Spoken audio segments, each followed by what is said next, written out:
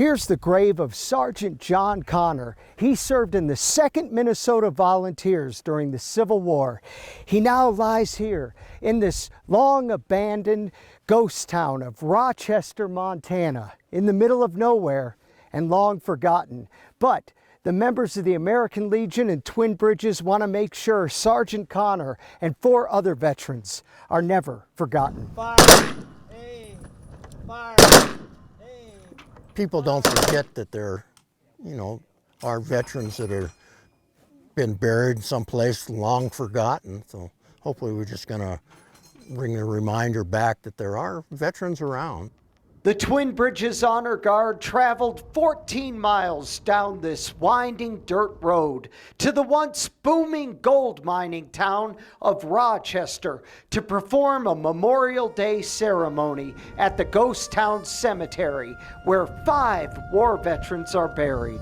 Well, just basically, still respect the veterans that are buried here, even though, some of them been here late 1880s and stuff, and then kind of a forgotten cemetery for a while. A few volunteers spent the past 2 years trying to clear the overgrown cemetery, which has been neglected for decades. We had problems even finding the graves because some of the sagebrush was 4 or 5 feet tall. You couldn't see anything at all, hardly any of the headstones, and then the farther you got into the sagebrush, the more child graves we found.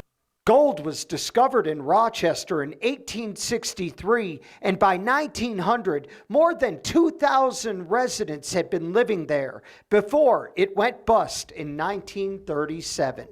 A lot of the places and homes and businesses that were here were moved down to the Ruby Valley. The back bar at the Blue Anchor came from up here. The American Legion wants to continue to maintain the old Rochester Cemetery. In Rochester, John Amy, MTN News.